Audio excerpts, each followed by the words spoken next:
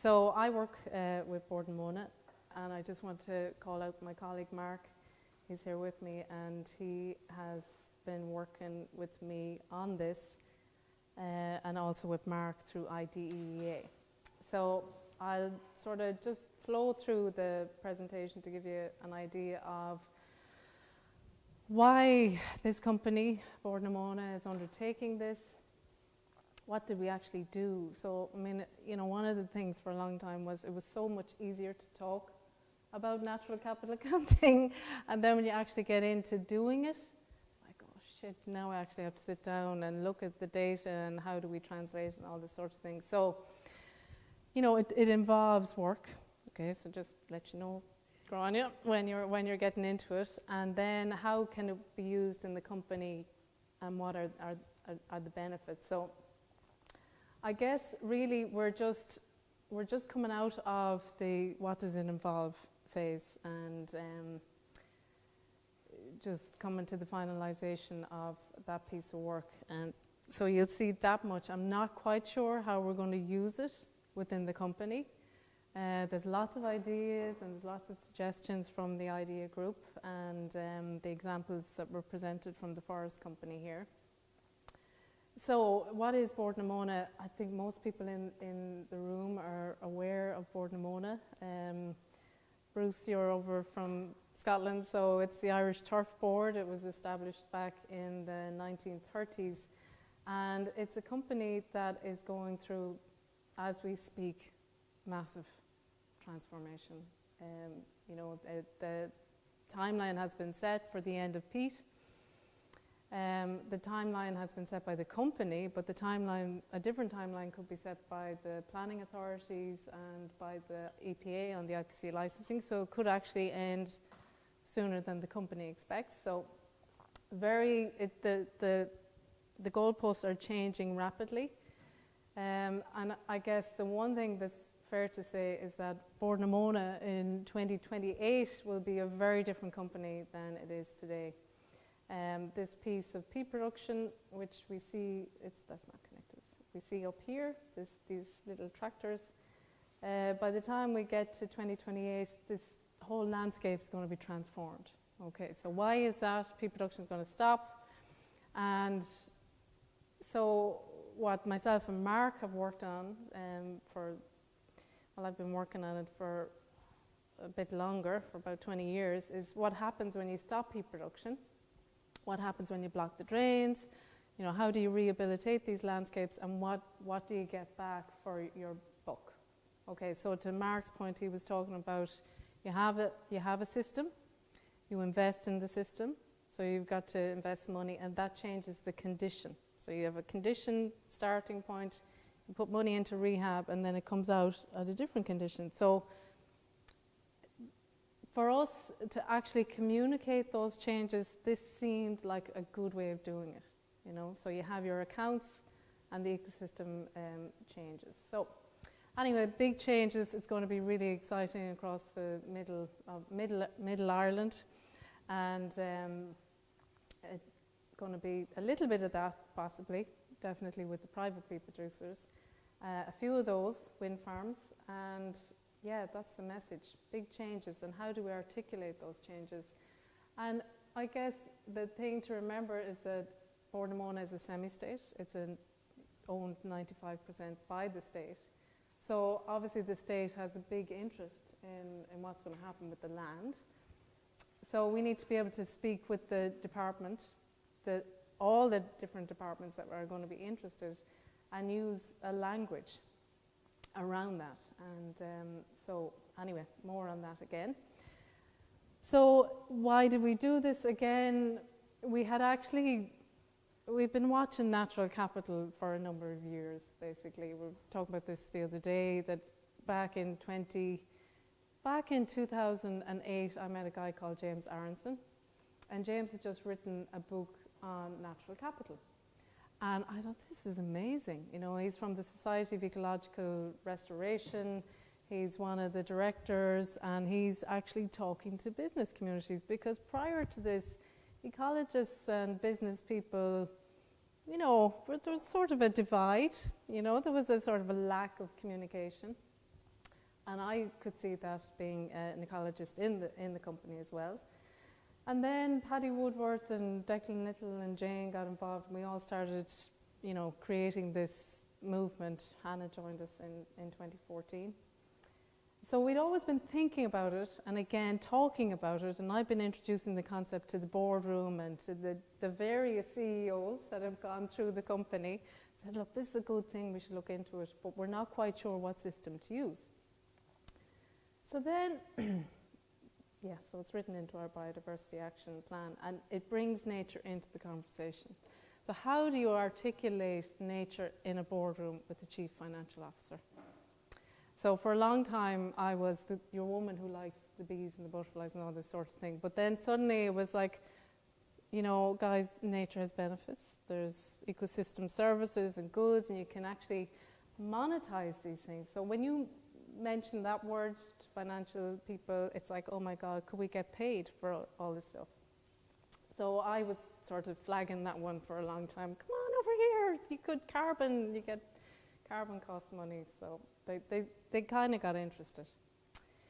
So after all that talk and which system to use, we met Carl from IDEA, and that was last May. And I sat through 2 grilling sessions with our CEO. We said, well, do we really need to do this, Catherine? I said, yes, absolutely, let's do this. So we started the process. Okay, so there's a few here who are just sort of interested in this and what's actually involved. So this is going to be, a little getting into the detail around it. So we started with a feasibility study. Yeah, so everything revolves around feasibility studies, but it's important to understand, did we have the right data? What did we actually have? Was there an appetite within the senior management? Could the guys from Australia, where bogs are somewhat lacking on the ground, could they come in and understand? And that whole process, which went from September 2018 to January 19, was actually really interesting for us. Because Carl came over first, and I remember bringing him to Clara Bog at sunset and trying to explain to him what a bog is, and he was like, what the hell is this? There's no trees. I can't walk on it. And okay, I'm going to send Mark over because, Mark's from, maybe a different perspective. So Mark came over very soon after, and we did the tour of the bogs again, and we looked at what a real bog is. So what's, the Clara Bog, that classic raised bog dome. It's got, no trees, it's wet, all the rest of it. And then we went to just beautiful, absolutely. I brought him at sunrise, sunset, sunrise, so they got both very romantic. And so we looked at what a bog is, and then we went to what we call a cutaway bog. So this is all part of the process, understanding what's here, And so Mark said, okay, so this is not a bog. So why do you call it a bog? So cutaway bog is not a bog. And I said, but it's cutaway bog. But the thing for us was to break down the use of the term bog and what's bog, what's not bog. So cutaway bog's actually fen, because you're right down into the fen layers. But then a cutaway bog, if you just take off, a metre of peat, it could actually be a degraded raised bog capable of regeneration. And the further you go down in the profile, that leads to, this is a fen, it's fen peat, or it's woody fen peat, so it actually wants to be a birch. So it's all about what the system wants to be rather than what your perception is. So you got to look in, and so we were quite challenged, I think, in our thinking, because we're just used to, you get into this style of thinking and you know everything and all that sort of thing. So, but it takes an Australian to come over and shake you out of it. So we got over the bog. Okay, we decided we had a common language. What's a fen, all that sort of stuff. So then we started to get into the nitty gritty. Only in January, and it just seems like we've done quite a bit of work since then, and we're just nearing the end of the report, towards the end. So we said that the outputs, we wanted to have a set of accounts. We're just super excited about what does a natural capital account look like, I mean, is it, you know, my colleague Pat, who's not an ecologist, was like, well, what does the account look like? And it's actually just an Excel sheet. It's actually really boring looking, but it's actually an account. It's a set of data, it's figures, times, and different types of stuff. And we said we'd look at carbon and we'd look at habitats as two accounts. So we decided it was feasible, and so then we get into the work, right? So what do we have? So the asset extend piece. So this is really important. And so the thing with the Bordemona lands, what you're talking about is a scattered network of bogs, right? We don't own the land in between, but we have all this red line boundary stuff that we have these bogs, and then in between nothing exists. But obviously stuff exists, but we don't have that data because we don't have, you know, a very decent land cover map for Ireland. And I had hoped somebody from the EPA working on the land cover map would be here. No. Anyway, so we're not going to have that conversation. But again, we might do again with Gavin and gang. So it's about what do we have and what condition is it in. Okay, so we were quite challenged because we'd been used to talking about our own habitats and all this sort of stuff, and we had our own classification system. And then Mark said, well, what condition is it? Shit, we don't have those condition levels, and so we've got to go and think about, well, what is the condition? And for a long time we had that song, what condition my condition is in, going through our heads, was like, oh my God, what condition, what do we pick, how do we do this? So a lot of thinking went in, and so we got into the maps, right? So we have all these, we've quite a good bit of mapping, good bit of data in Bordemona. You know, our lands are the yellow stuff in the midst of all the green. It's just to highlight the Bordemona stuff. And then in the derived Irish peat map, so we use John Connolly's stuff, which is great. It's fantastic. And he had just updated the cover of peatland as well. So at least we had a figure to put our peatlands into the context of. Okay, so there's quite a bit of peatland and peat soil in Ireland, and John Connolly's estimates are bringing that up to about 20% in the 26 counties. So, so we have the data, and we talk about the maps that we use and all that sort of stuff. So I'm just going to focus on one particular site. It's at the point of that little pink arrow. It's a little bog called, and it's not a bog, it's actually a fen.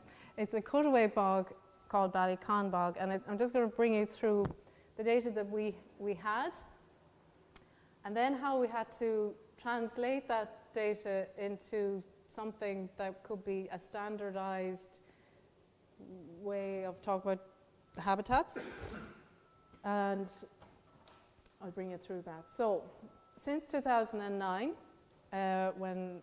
when the ecology team went from 1 to 3 in Bordemona, we started mapping all of the lands that we have. So we have 80,000 hectares. Okay, it's about 132 different bog units scattered across the Midlands, a bit up in Mayo, all that sort of stuff.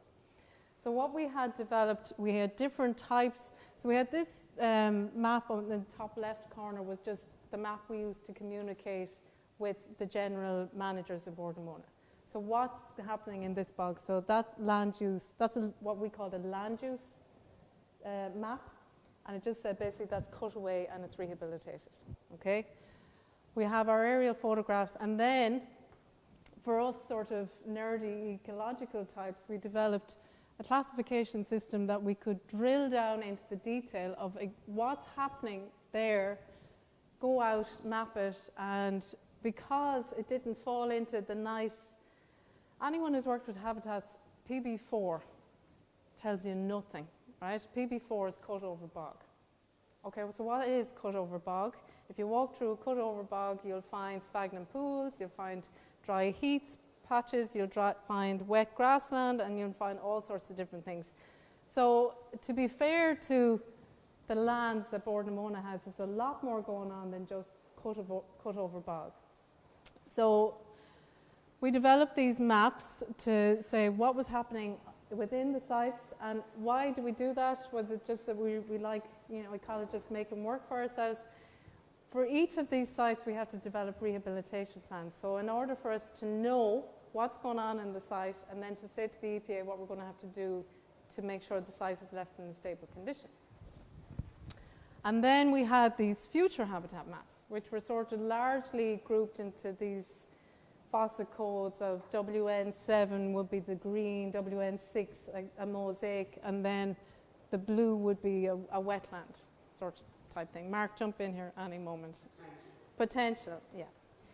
Is everybody with me on this, okay? So this is getting into the mapping. So this was no use to Mark and Reese, who's doing actually all the work at home in Australia. He's the man who crunches all the numbers and takes in the maps. So we had a long chat about it, and we thought about, well, there's too much detail here. What do we really need to know? And we simplified the whole thing, right? So at the same time, we also wanted to tell a story, right?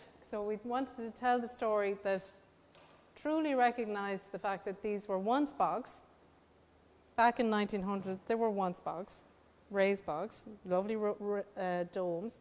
But then, sometime between then and 1980, they became absolute peat production landscapes, which converted to PB4. And PB4I subscript means industrial cutaway. Okay, so that's just a nice little addition by George Smith into the fossil code. So then we wanted to tell the story from peak peat to 2019, where we actually have carried out the rehab work in 2005, done some re-wetting, and the site has actually fully stabilized.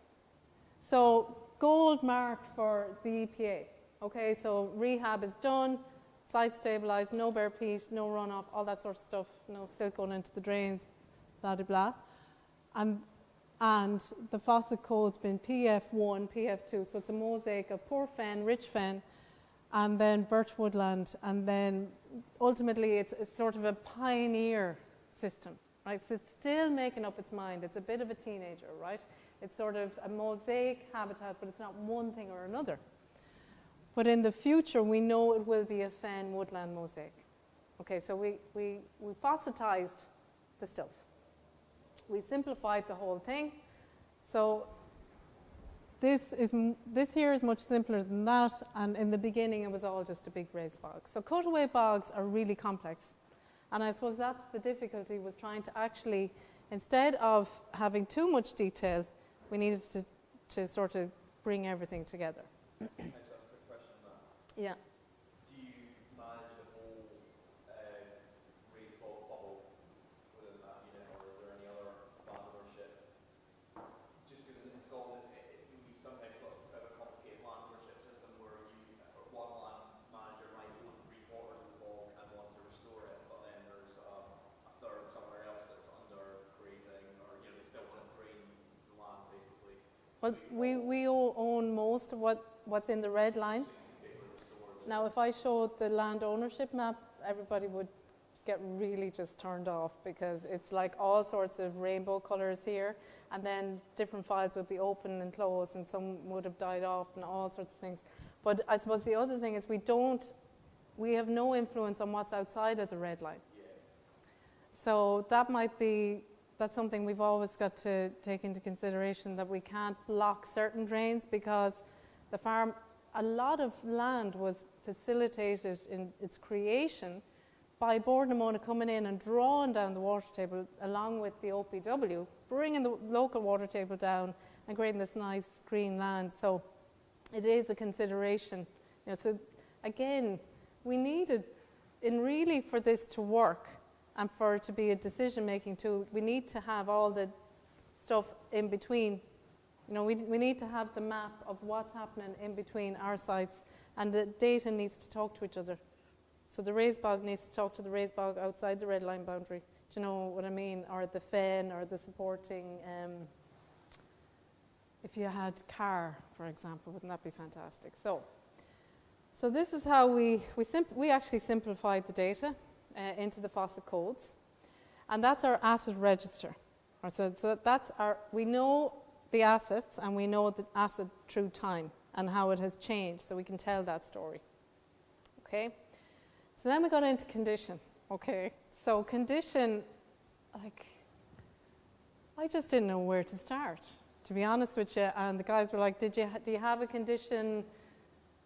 You know, how do you say one bog is better than another? What's your scale? All this sort of thing. And I suppose I had been at the SER, the Society of Ecological Restoration meeting in the September, and we're talking about this restorative continuum, which is this funky thing here, which it shows you starting from causes of decline reduced.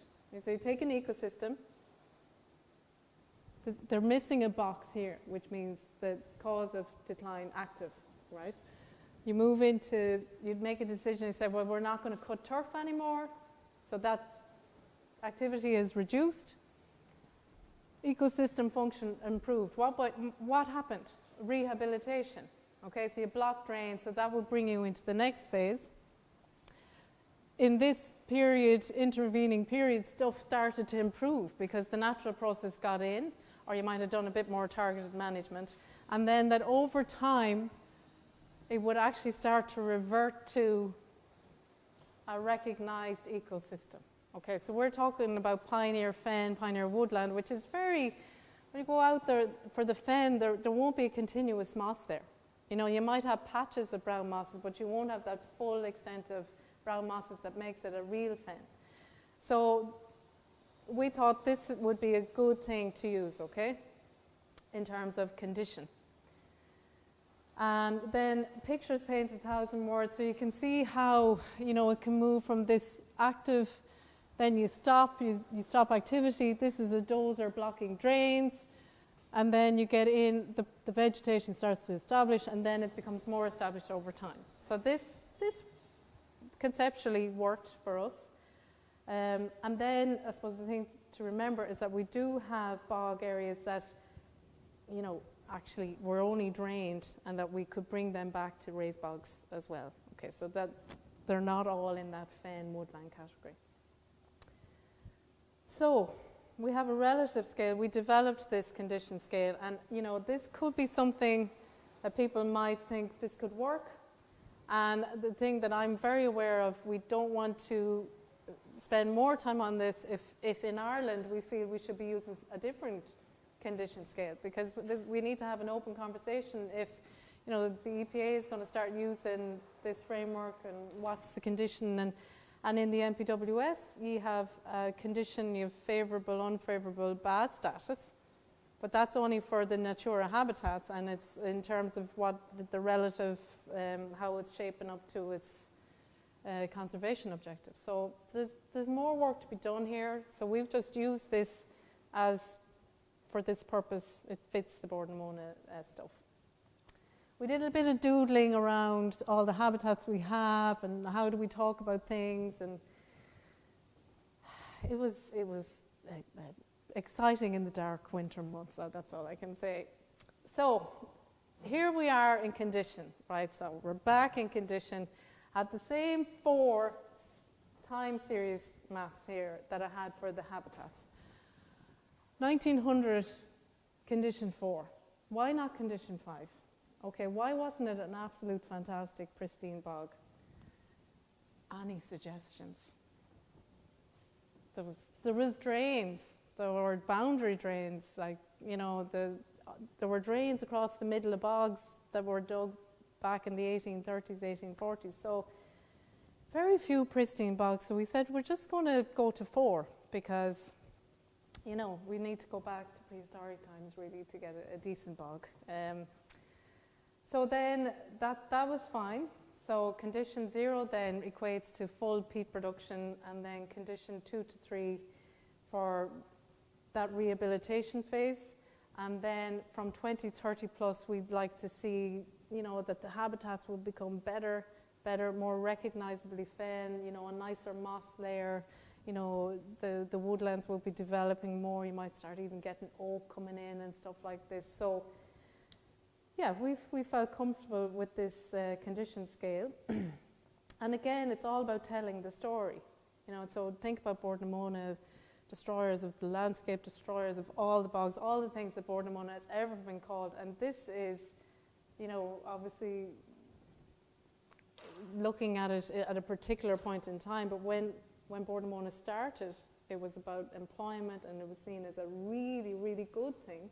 So we're trying to show the story and how we're changing the bogs back to, with a bit of cool dozer work and excavator work, and then you come back to fantastic wetland, woodland systems.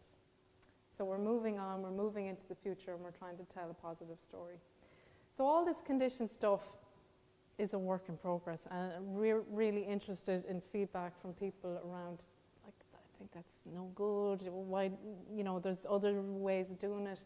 The lads use a 0 to 1 condition measure, which they've translated ours to theirs. Do we really want to be translating these things? Shouldn't we just use one standard approach? So what does some of the data look like? So we've all this data, we've all our shape files, we've 130 bogs, we've all these habitats all over the place. So this is just some high level stuff about the 80,000 hectares that Bordnamona has, okay? So we took this view that 1900, why is the cause of decline still active there? It's a different colour, it's a light blue, so there's something missing. Okay, so basically that this is raised bog, then we come into active peat production, the area reduces in 2019, and that when we get to 2050, everything, pretty much everything will be in this sort of recovery phase. So again, to Mark's point, there's a lot of information behind this. You know, it's not just Bordnamona just came along and said, oh, 50% would be the scientific data, there's loads of Excel sheets, you know, it's all there, we can prove it, okay? Going into more detail then about what are the kind of habitats at the different time intervals. So we've got all that sort of stuff. So again, we can tell the story about the change in landscape, the change in habitats. And then you get into the bogs. So we took 8 of the 130 bogs. They're 8 very different bogs on different scales. So this bog up here in Mayo is roughly 5,500 hectares. Ballydangan cluster is in the region of about 700 hectares. Garryduff is 1,000 hectares. And Bali Con is 200 hectares. So the scale is not representative here. But I suppose the key point is to show that of all of our bogs, they're all different. They all have different story to tell. And this high level, you know, the first graph that I showed where it showed everything will be in this 1 to 2, it's not representative of what's really happening on the ground. So you have to know, and for Bordnamona they have to know, well, what happens in the bog beside the town of Port Harlington, because the community there are really interested. Okay, so we want to talk to them about their bog and their story. National Parks and Wildlife Service are really interested in Ballydangan Bog. They want it designated as an SAC. That's a different story for them.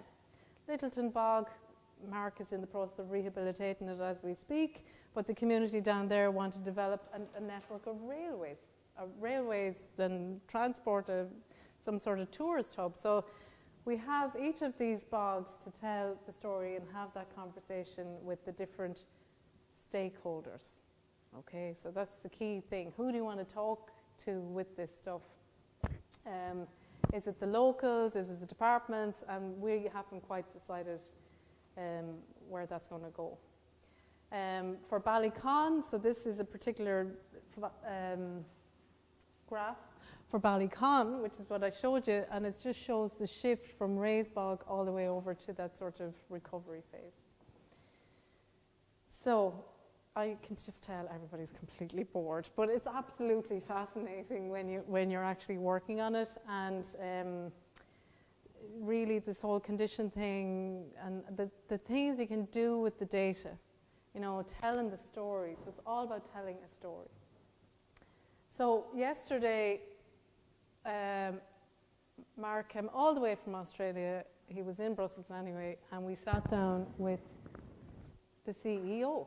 You know, as you do, you have this meet and plan for 2 months, the CEO and the CFO. So the CEO is Chief Executive Officer, the Chief Financial Officer, and then with the head of comms, and then one of the people from PowerGen, so representatives from the different business units in Bord na Móna, and you present this stuff, and they're like, okay, yeah, we're not sure what to do with this.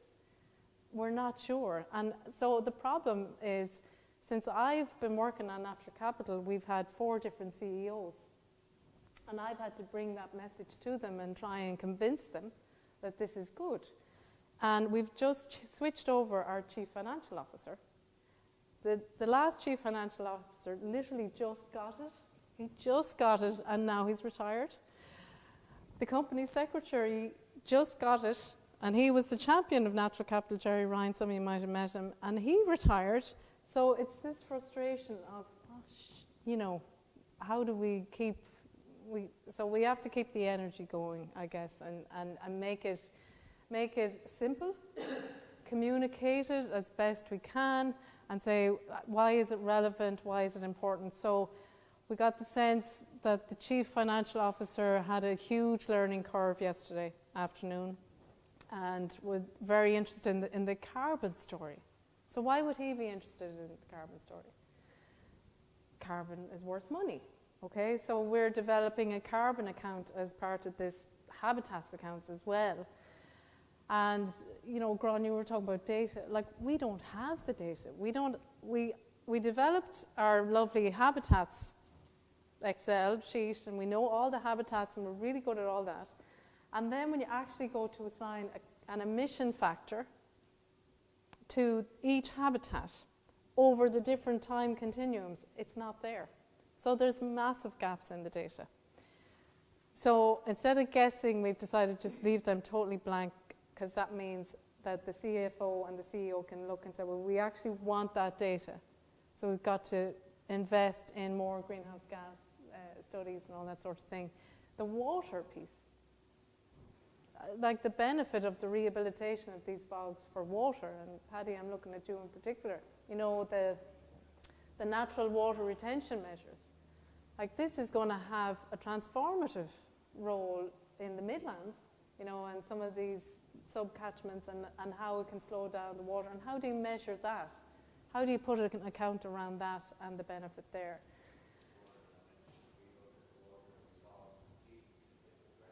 Yes.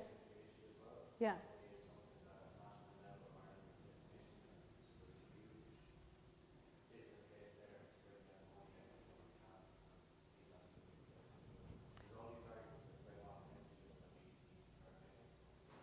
I think, again, if we have the data, and I know there's a study going on around the ammonia, and what we've found in general is that the wetlands and reduce the levels of ammonia leaving the land.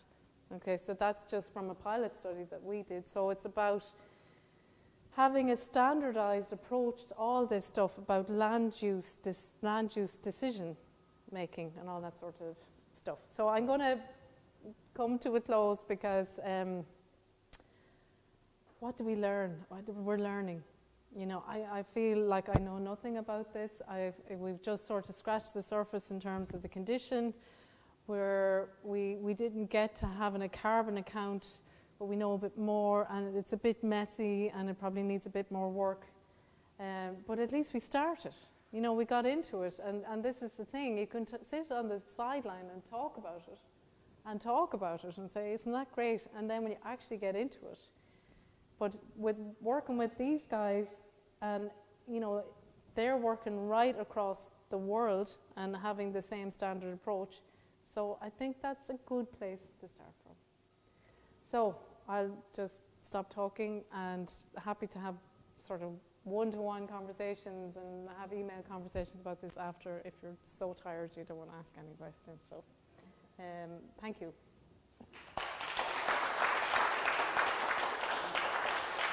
I'm exhausted. Thank you, Catherine. So I don't know if you've got any specific questions for Catherine now. I think we've covered it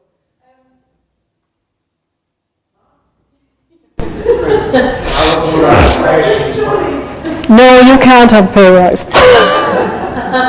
But like just to say that we would never be able to do this import Mona if Catherine hadn't been driving it, you know. I had great fun, you know, drawing maps and changing colours on maps and, you know, trying to decide, is that a 1 or 2? Maybe it's a 3 plus, you know, in terms of condition, you know. And there's still a lot of work there, you know, but definitely we would have got this far now without Catherine driving it. I'm sure, you know, with the support of the Irish Fund. That's great, and I think that's, you know, the point about arguing over condition, discussing, robust discussions about condition is I think something that as ecologists, you know, You get too into it, we could just... You can see a big rabbit hole there, and I think it's important, you know, through the process and working with Mark and you know, the guys who understand the account side of things, to make sure we don't get too lost in the details of the ecosystem. So I remember we talked to Carl at the beginning, and they'd say, well, you know, you guys got the ecology, right? You know, you can just assign a condition. It's like, oh, well, it depends. You know, It depends on who you're talking to, yeah.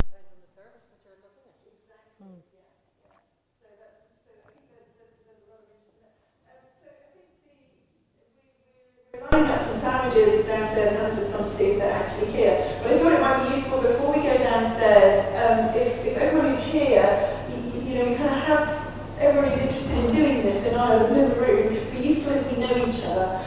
So maybe if everybody would like to just briefly introduce themselves